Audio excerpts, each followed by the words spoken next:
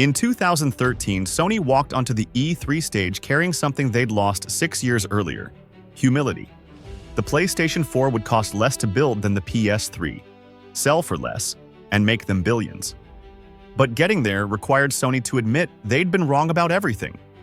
Between 2006 and 2012, the PlayStation 3 lost $3 to $4 billion. Sony's TV division was bleeding money. Their phone business couldn't compete with Apple. The corporation was drowning, and the gaming division, the one that had saved Sony in the 90s, was now threatening to sink it. Kaz Hirai, Sony's new CEO, gave the PlayStation team a choice: save it or we shut it down. There would be no third chance. This is the story of how failure taught Sony to listen.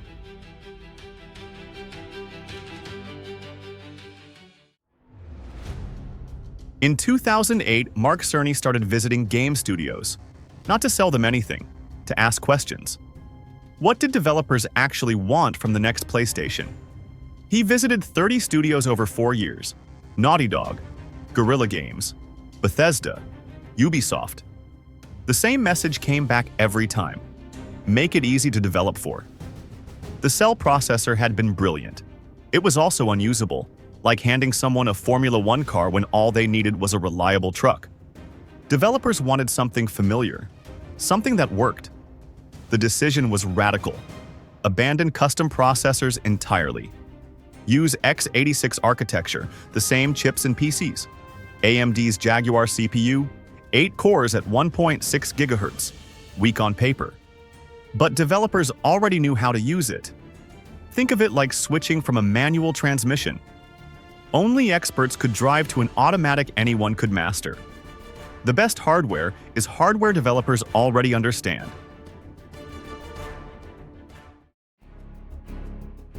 The original plan was 4 GB of GDDR5 memory. Fast, expensive, barely enough. Mark Cerny wanted 8 GB, all GDDR5. Unified, so developers wouldn't waste time managing memory pools. The problem? GDDR5 cost $88 per console. At that price, Sony would lose money on every unit. Cerny made a bet.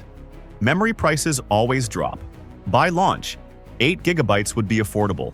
If he was wrong, the PS4 would repeat the PS3's mistakes. Microsoft chose differently. The Xbox One used 8 GB of DDR3, cheaper, slower, plus 32 MB of ESRAM to compensate. It worked, but developers had to manually move data between 2 memory types, like having 2 kitchens in your house and running between them while cooking. The PS4's unified memory meant developers just made games. 176 GB per second of bandwidth. No complications. The bet paid off. By launch, that memory cost $60 instead of $88. The PS4 cost $381 to manufacture. They sold it for $399. $18 profit per console. The PS3 had lost $241 per unit. The difference wasn't just money, it was philosophy.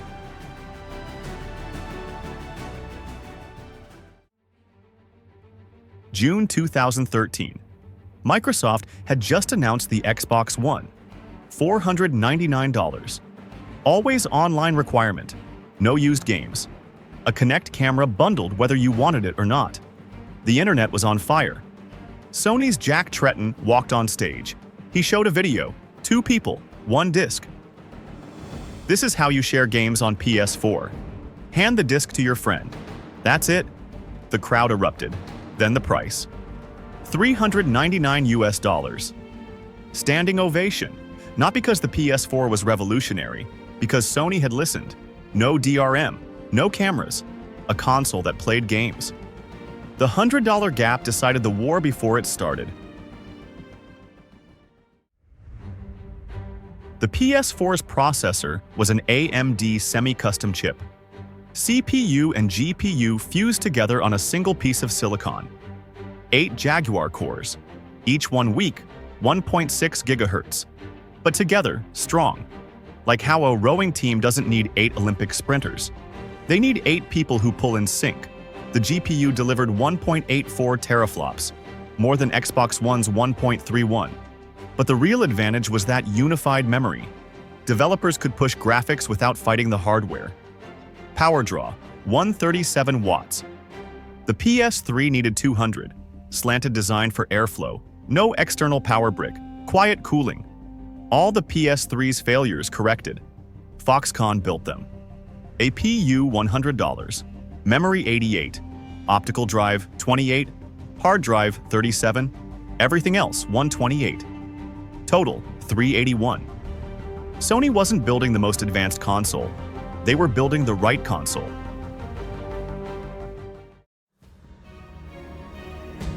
November 15, 2013. The PS4 launched in North America. 1 million units sold in 24 hours. The fastest-selling PlayStation in history. It outsold the Xbox One 2-1 in the first year. By 2020, 117 million PS4s had been sold. The Xbox One, 51 million. The gap was never close. Why did it win? $100 cheaper, more powerful, easier to develop for. Third-party games ran better on PS4. 1080 progressive versus Xbox's 900. Developers prioritized Sony's console because it was simpler. The PS3 had the most powerful processor of its generation and struggled. The PS4 had a modest chip and dominated, because power means nothing if developers can't use it.